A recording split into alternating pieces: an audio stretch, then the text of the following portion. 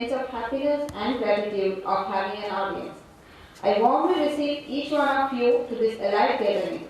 This afternoon, you have made me feel very special by accepting my invitation and being here.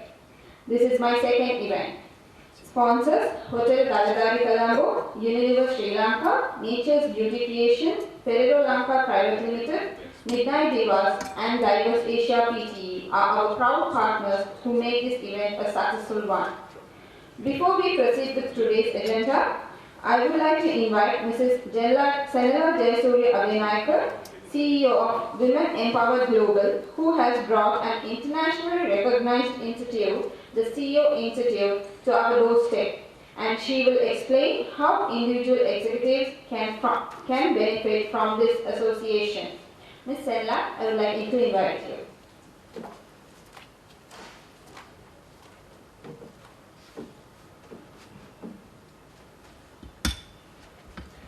So, warm welcome to all the ladies and gentlemen, the professionals in the audience today.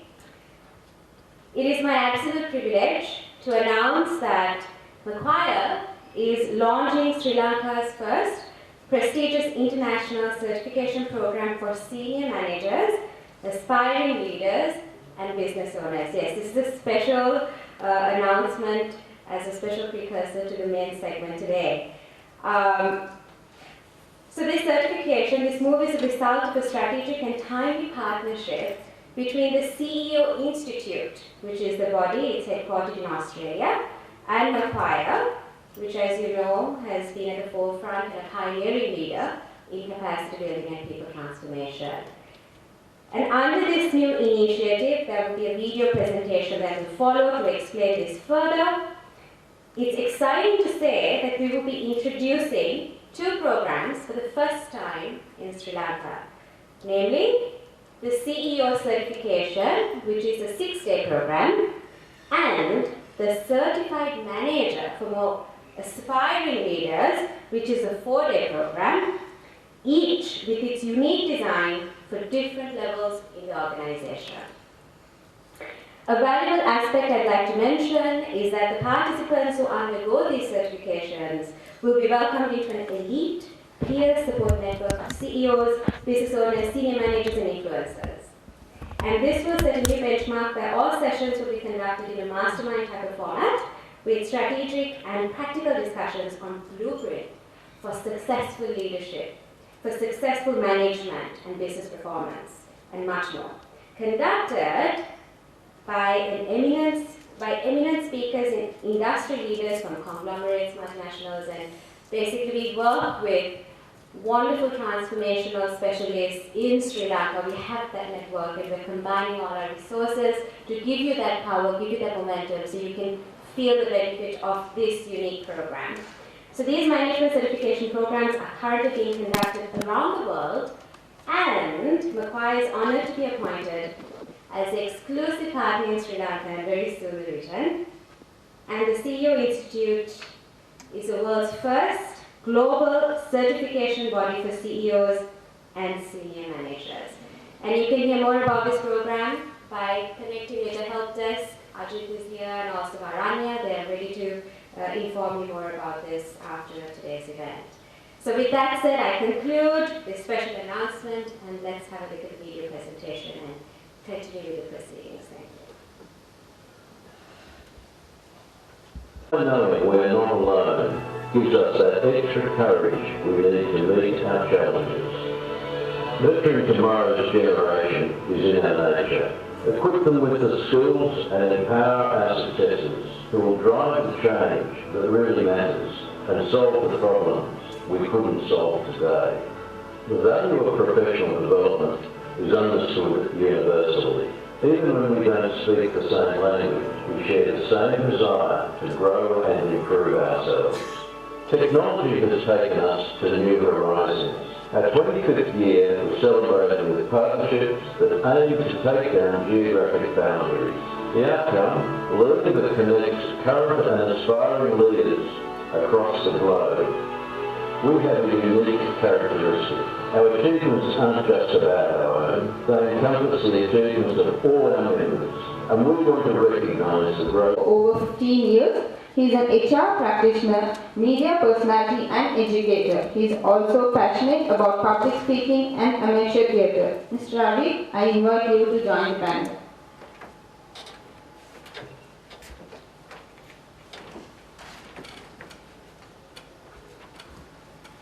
The next panelist I wish to introduce is Mr. Ravi Kuni. He is the head of marketing and sales for Prima Group, leading and nurturing the Prima's flagship brand, Prima Salon Private Limited. His achievements are projected here for you. Mr. Ravi, please join the stage.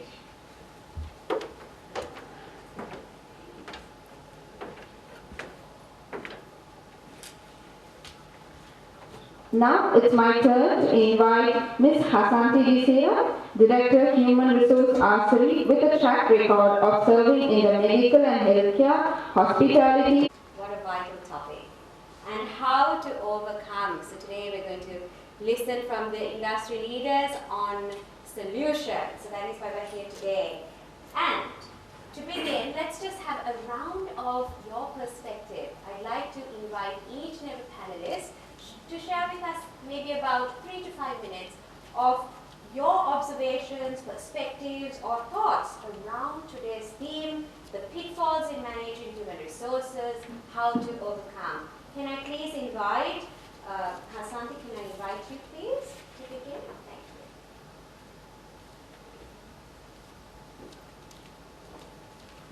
Thank you. I thought I would share my experience rather than bringing in some statistics of the industry.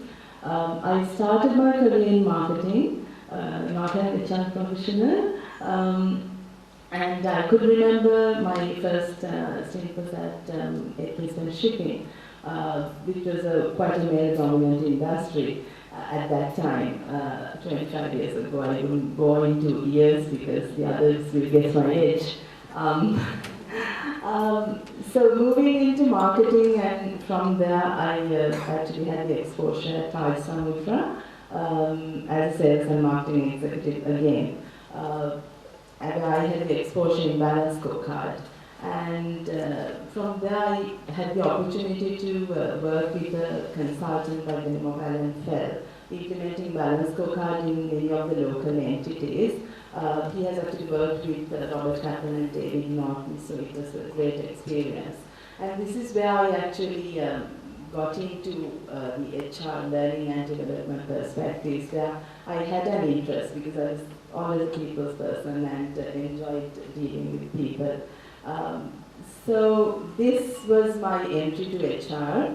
At John Keells, they were looking for somebody to head recruitment and selection. This is the time the Indian consulting company, Grow Talent, introduced and revamped all the HR processes across the group at John Keells. And so they were specifically looking for a marketing person to get into HR and head the recruitment and selection function. Purely because they wanted that person to be the brand ambassador, persuading people to join the industry. So that's how I began my career in HR. Ever since then, I've been stuck in HR.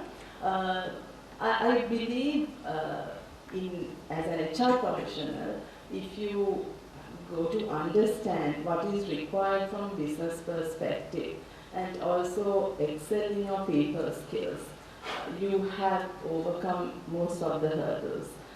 And coming from an operational background, you would understand what is expected from a customer's perspective, an internal customer's perspective. So this helped me in bringing in a lot of innovative ideas, be at John Keells, UN, or finally at Arceli Health, where there is a huge demand for services provided in healthcare itself.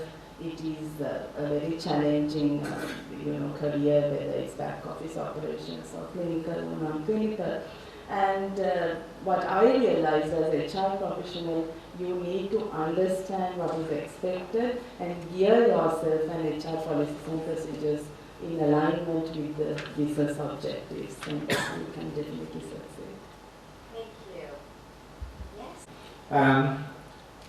I think I'm the hardcore marketing guy, marketing and sales guy who is representing this panel. So let me just share some of the critical pitfalls in my profession I have seen as a people's leader. Firstly, it is all about, see, sometimes when there is a recruitment to be done, always it is on a pressure point. Because if it is a key talent that which you want to fill, there is a time constraint always. So with this time constraint, what happens is HR will give you hundreds of CVs and you tend to kind of select the best CV out of that and you shortlist go by a particular objective, etc., etc. What you see is you tend to, in my experience, take a little bit on towards the performance part more than, or over-index in the performance more than the attitude part. Because in a formal interview, how much we can drill down to a candidate and try to understand whether that candidate has the right strategic fit into that role is hard to guess all the time, right? So this is my first the pitfall that I would say if I have to narrow down to two, this is my first one. The second one I would say is when you are managing, especially in marketing, when you are handling a team of brand personnel, you have very good high flyers in the system. So the managing high flyers is the other critical the thing that I have felt as it's always a bit of a pressure point for me. Simply because you can manage the doers, but managing the high performers are always, because these guys want always, they're ambitious, they want to kind of grow with the company, they want diverse the expertise, etc., etc. So having said that, what I now with my little bit of understanding, what I do is to manage the first one, I always try to kind of go dig deep into the behaviors part slightly more than the performance part, because in my interactions I will try to kind of understand what behaviors, how he has delivered a task, more than the what he has delivered. Because what it is visible from LinkedIn to everything we have access and we know what exactly, but how component is paramount important. And in terms of the second one is always about future crafting and helping and understanding where the person's wishes and the dreams are, and then to manage and nurture him in training him to do the right thing for his best interest, for him as well as for the organization. And so that's what I would say as two pitfalls directly leading into the question. Thank you. It's very interesting. You said how they deliver versus just. It's actually a little funny. It's an HR panel, but we have one person who wants to in HR, and we have a complete marketing person, and we have an operations guy. So not a lot of HR people here. Something that I'd like to touch on today is relationships. Okay? When you go into HR, you have to understand that your relationship with everyone else in an organization changes.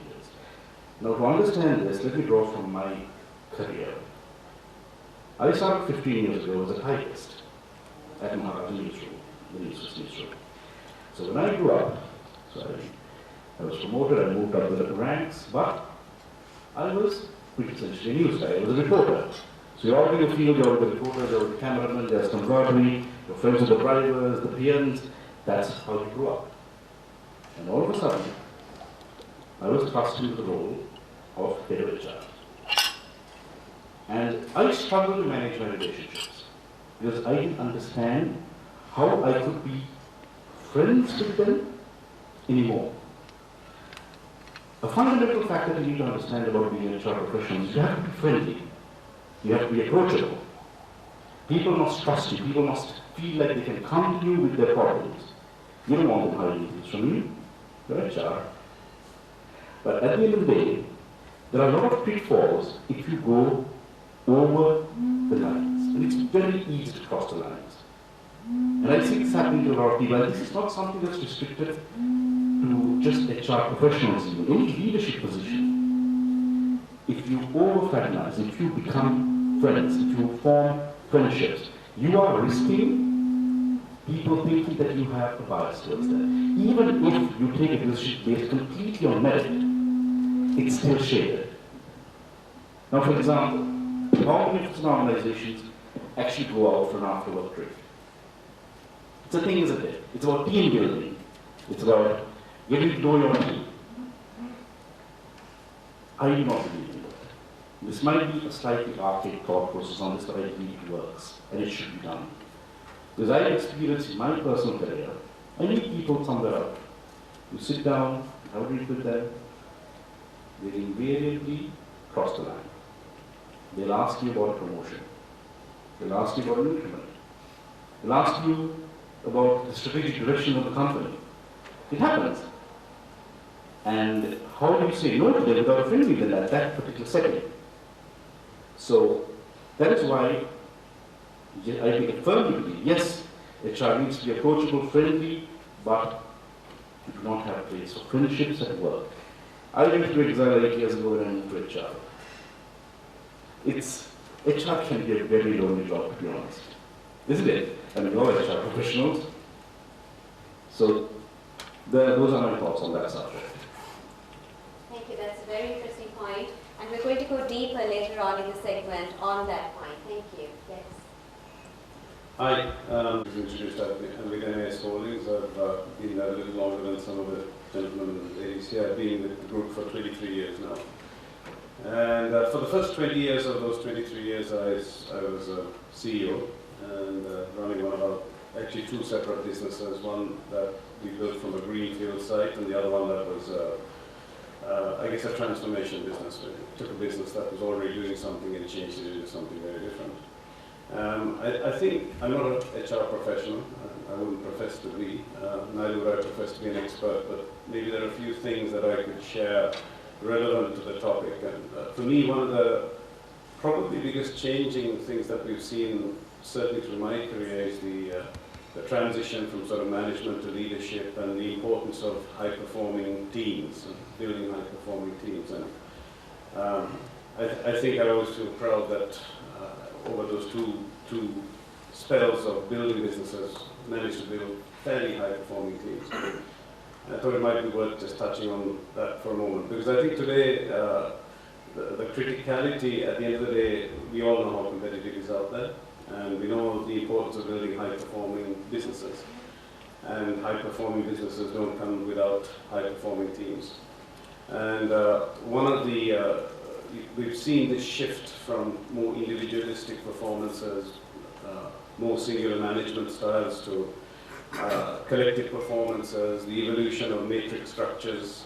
When I grew up, and I'm an engineer by background, in the early stages of my career, I always enjoyed, or I grew up in a culture of you had a job, you did your job, you did it the same way, and you repeated it, and that was what was successful at the time. And today that probably isn't even an entry ticket. It's moved on a long way. Building these matrix structures where you have functional reporting versus operational reporting differently and so on has become super important. And I think that's a significant factor that goes today towards building high-performing teams. So I think HR is everybody's business today, in any area, which is, I guess, why the panel is as diverse as it is, because HR is everybody's business. I think the challenges that we have today leave a lot of different challenges on HR, and I think probably a lot more demands on HR than they ever have had before. I think for HR, some of the issues and problems that we would lead them with would be, particularly if you want to have matrix structures and high-performing teams, it does mean that you necessarily have to have people who have more skills than one. So in the good old days, it was more single skill. So training and development and recruiting people who have multiple skills is super important. And people having great interpersonal skills is very important today, because otherwise you just can't work together as teams. And this puts a lot of pressure on the HR teams. And I've always maybe been accused of feeling that my HR head and probably my finance head were the two wingmen, or wing women in some of the cases, because they were really the two arms that made sure that as an engineer, the finance person would always make sure that I didn't get lost in the numbers and run off at a tangent, and the HR person would always make sure that I had the strongest team and supported the team. So I think the role of HR in this today is just evolved, and it's become very complex. We can read books and books, we can watch videos, but I think it becomes very individualistic and very situational. And the ability then of executive teams to work together effectively as well is really, really important. It sort of then extends into the whole leadership piece and training and leadership at every level of the organization. And because again, people today don't want to be told what to do. They expect to be given a certain latitude, but then latitude without direction is very dangerous. So I think again, the skills of CEOs and HR teams working collaboratively to make sure that we're very clear on visions and missions and directions, and then empowering people to do the job is really important. For me, I think as a CEO, I would always sit and say to the teams that my job is to make sure that is clear, that vision and direction is clear and people are aligned on that. And then also another super important factor is the importance of clearing obstacles. There's always obstacles that come in the way, and again, you reach out to HR, you reach out to all those around you to help clear obstacles so that everybody can get their job done. Because again, in the concept of leadership, it does need people to get on with the job, clear politics out of the way, clear obstacles out of the way, and deal with conflict. Sometimes another challenge in today's day and age is very often the highest performing individuals, the best performing individuals aren't necessarily the easiest to manage. And sometimes as a leader, you do end up actually spending a lot of time dealing with conflict, challenge, and making sure that the teams are working effectively. The final piece I touch on is how do you retain these teams, because building teams is one thing, retaining them is tough. Today as the generations have moved from X to Y to Z, people are changing, their expectations are changing. We see people, individuals coming to the companies and wanting to move very quickly, they're very impatient. These are challenges, again, another set of challenges for HR. Find the right people, bring them in, develop them, and then retain them. I think we've managed to do that a lot by personal engagement, investing in learning and development, making individuals feel that their time with you is going to continue to be well spent and will drive their career forward. Unfortunately, life is a pyramid. Organizations are pyramids. You can look at it as a conventional pyramid, or sometimes we like to look at it as an inverted pyramid, where we say, as the leaders, we sit at the bottom, and it's all of those above us who get the job done. But either way, it does mean that it gets narrower, and it means that people do fall off, and you do have to accept that. So I guess the trick along the journey is to make sure that you retain the ones, the people that are going to be important to you, and allow those who may not quite fit move on. And very often those are good people, and you manage to place them in organizations where you feel that they're not going to conflict or compete with you, but at the same time grow their careers.